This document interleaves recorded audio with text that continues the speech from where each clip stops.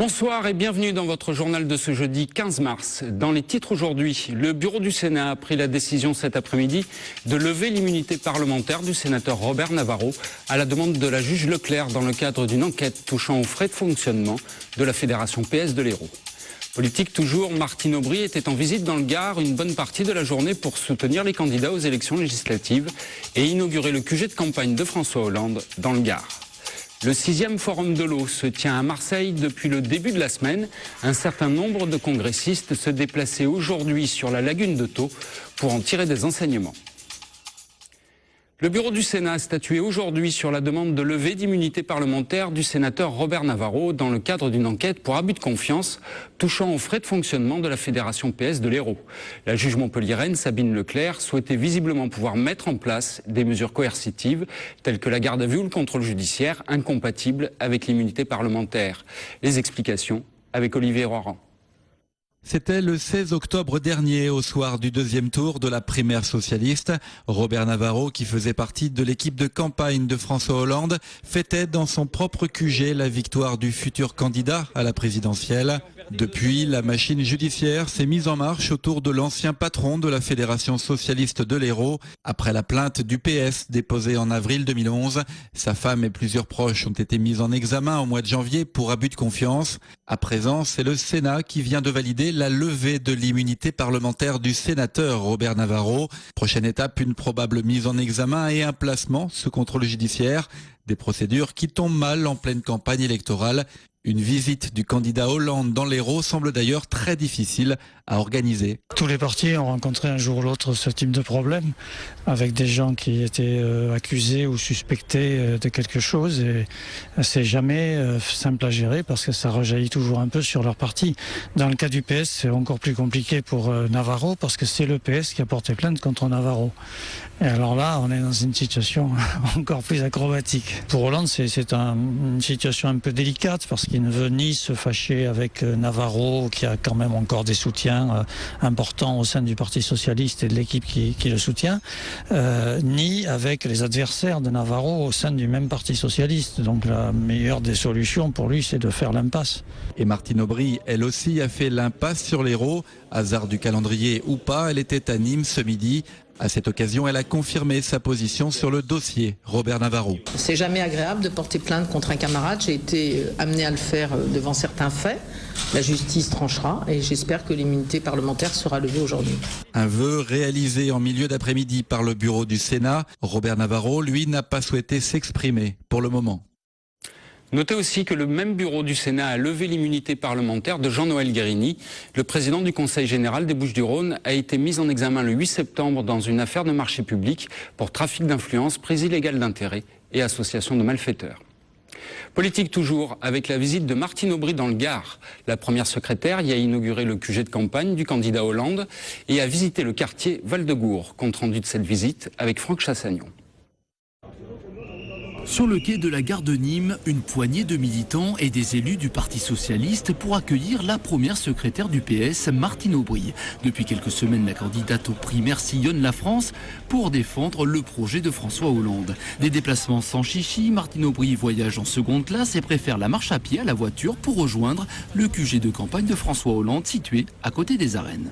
Vous savez, je le dis depuis plusieurs semaines, la campagne de la présidentielle, il faut aller la présenter avec le projet de François Hollande, là où les Français ont eu l'impression que la politique les a oubliés, où Nicolas Sarkozy les a humiliés, les a parfois floués, puisque certains ont cru, je dirais, à ses promesses, et là où nous voulons remettre la République. De la parole aux actes, et c'est donc dans les quartiers dits difficiles que Martine Aubry a poursuivi sa visite gardoise, direction le quartier Val-de-Gour. Personne, à l'heure actuelle, on n'a personne qui parle du quartier. Est-ce qu'on a un petit moment pour vous interroger parce que je vais vous laisser visiter le quartier. Le quartier est hospitalier, madame. C'est un quartier très hospitalier. Si elle est venue cet après-midi, les gens, ils veulent qu'il y ait de la visite. Vous n'avez aucune chance que je vous réponde. Je ne fais la campagne que dans les quartiers. D'accord. Je vais dans toutes les villes, dans les quartiers, et vous. Un petit problème technique que nous allons régler, on passe à la suite. La trêve empêchant les expulsions locatives en hiver a pris fin aujourd'hui. René Revol, maire de Grabels et candidat aux élections législatives sous l'étiquette du Front de gauche, refuse cette situation et a donc pris un arrêté municipal interdisant ces expulsions sur le territoire de sa commune. On l'écoute au micro de Bastien Amalou. J'ai pris cet arrêté pour taper un peu le poing sur la table. Il y a 2 mois, Cantona l'avait fait à l'échelle nationale. Et aujourd'hui, toute une série de maires qui sont sur le terrain ne supportent plus cette situation. Et donc disent, voilà, aujourd'hui, on ne peut plus expulser une famille. Parce que ce qui se passe, si vous voulez, c'est qu'il y a une loi en France qui a été adoptée, qui s'appelle la loi Dallot, qui fait du logement un droit fondamental et qui oblige finalement l'État à les reloger. Mais il y a de nombreux mois qui s'écoulent entre le moment où ils sont éligibles à cette loi et le moment où ils sont logés. Et pendant ces mois-là, ils sont expulsés. Donc il faut impérativement qu'ils soient maintenus dans leur domicile tant qu'on n'a pas trouvé une solution de relogement. Et ça, c'est lié à un déficit majeur de logements sociaux, notamment les logements sociaux qui s'adressent aux personnes les plus en difficulté. Une interview réalisée par Bastien Amalou et Charlène Beauvon. Depuis quelques jours, une épicerie solidaire et ambulante vient à la rencontre des étudiants nîmois directement sur le parvis de la faculté. Une initiative rendue indispensable lorsque l'on sait que plus de 47% des 3500 étudiants nîmois bénéficient d'une bourse. Reportage Sarah Mohamedi et Alain Bellon. Pâtes, boîtes de couscous, émincés de volaille, céréales, gel douche. Pour seulement 2 €, les étudiants du campus de Vauban peuvent bénéficier depuis une semaine d'une dizaine de produits. Un bon plan pour les étudiants boursiers. S'alimenter, c'est important, on va dire. Et on n'a pas souvent l'argent qu'il faut, mais bon, on fait avec ce genre d'aide-là, c'est cool. Une épicerie solidaire ambulante qui a pu voir le jour grâce à l'Union du Secours Populaire et des membres de l'UNEF.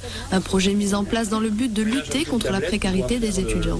Il ne faut pas non plus oublier que les étudiants aussi, à côté, il y en a qui bossent, n'ont pas forcément aussi encore les moyens de pouvoir encore continuer à se payer à manger en allant dans des grandes surfaces. Justement, le Solidaribus apporte cette aide auprès des étudiants. Pour l'instant, une quinzaine d'étudiants se sont inscrits auprès des bénévoles. Les bénévoles étudient la situation, les ressources de l'étudiant. Voilà, est-ce qu'il habite chez ses parents, pas chez ses parents, est-ce qu'il a des bourses, est-ce qu'il travaille. Le Solidaribus stationne tous les mercredis sur le site de Vauban de 2h à 18h. Depuis le début de la semaine, à Marseille, se tient le 6e Forum mondial de l'eau. Un forum dont une partie des congressistes se déplaçait aujourd'hui sur la lagune de l'étang de Thau pour essayer d'analyser comment cet endroit, jadis hyper industrialisé, a pu reprendre ses couleurs naturelles. Reportage Olivier Brachard. On leur a vendu la lagune de Thau comme un exemple de gestion intégrée en Méditerranée. Des parcs conchilicoles, des petits ports de pêche et de plaisance, mais aussi du thermalisme. Les 40 congressistes du Forum mondial de l'eau sont venus de Marseille s'en rendre compte par eux-mêmes. Nous sommes venus pour nous inspirer des bonnes solutions et échanger nos expériences. Quant à cette lagune, je suis pressée de voir de mes propres yeux les résultats. Car d'après ce que j'ai compris, cela fait déjà 20 ans que l'on travaille ici pour améliorer la qualité de l'eau du bassin. Le bassin de Thau est assaini depuis une vingtaine d'années, puisqu'il faut quand même savoir qu'il y a 60 ans encore, c'était un bassin industriel avec beaucoup d'entreprises qui traitaient des matières premières, donc c'est plus du tout d'actualité. On avait à Balaruc les Bains une raffinerie de pétrole qui a fermé dans les années 60. En 1990, État et communautés territoriales ont signé le premier contrat de baie pour l'étang de Thau. Depuis, acteurs et politiques n'ont cessé de lutter contre les mécanismes pollueurs du bassin. Preuve de l'amélioration de la qualité de l'eau, les hippocampes, on en dénombre aujourd'hui 5000 dans la lagune. Pourtant, avec 30 millions de mètres cubes d'eau par an, issus du ruissellement des ruisseaux, la lagune de Thau n'est pas à l'abri de pollutions diverses. L'an dernier, les 600 exploitations conchilicoles ont dû arrêter la commercialisation de leurs coquillages pendant près de 6 semaines. L'eau, pour nous, est une problématique. Bien sûr que les huîtres, les coquillages vivent dans de l'eau salée, mais s'il n'y a pas d'apport d'eau douce dans cette eau salée, il n'y a pas de développement de culture. Donc il faut impérativement que l'eau douce nous arrive propre dans la lagune. L'enjeu de la journée, signer un contrat de gestion intégrée où 500 millions d'euros seront débloqués pour effectuer des travaux sur le bassin versant de la lagune de Thau. Retour à la politique avec la visite de Martine Aubry dans le Gard. La première secrétaire y a inauguré le QG de campagne du candidat Hollande et a visité le quartier Val-de-Gour. Retour sur cette visite avec Franck Chassagnon. Sur le quai de la gare de Nîmes, une poignée de militants et des élus du Parti socialiste pour accueillir la première secrétaire du PS, Martine Aubry. Depuis quelques semaines, la candidate aux primaires sillonne la France pour défendre le projet de François Hollande. Des déplacements sans chichi, Martine Aubry voyage en seconde classe et préfère la marche à pied à la voiture pour rejoindre le QG de campagne de François Hollande situé à côté des arènes. Vous savez, je le dis depuis plusieurs semaines, la campagne de la présidentielle, il faut aller la présenter avec le projet de François Hollande, là où les Français ont eu l'impression que la politique les a oubliés, où Nicolas Sarkozy les a humiliés, les a parfois floués, puisque certains ont cru, je dirais, à ses promesses, et là où nous voulons remettre la République. De la parole aux actes, et c'est donc dans les quartiers dits difficiles que Martine Aubry a poursuivi sa visite gardoise, direction le quartier Val-de-Gour. Personne, à l'heure actuelle, on n'a personne qui parle du quartier. Est-ce qu'on a un petit moment pour vous interroger parce que je vais vous laisser visiter le quartier. Le quartier est hospitalier, madame. C'est un quartier très hospitalier. Si elle est venue cet après-midi, les gens, ils veulent qu'il y ait de la visite. Vous n'avez aucune chance que je vous réponde. Je ne fais la campagne que dans les quartiers. Je vais dans toutes les villes, dans les quartiers, et vous attendez. Et vous pourrez me poser des questions. Je suis là pour ça. On met tout le temps en avant donc que nous avons des jeunes qui sont délinquants, qui sont là, alors que nous avons des jeunes qui sont nés sur ce quartier, qui sont des médecins, qui sont des ingénieurs, qui sont des architectes.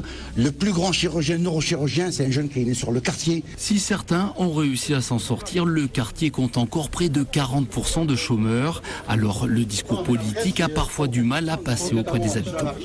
Où sont les actes? On nous dit oui, on va vous créer de l'emploi, oui, il va y avoir de l'emploi pour les jeunes, mais où sont les actes? Au jour d'aujourd'hui, ça fait maintenant 6 mois que je cherche du travail.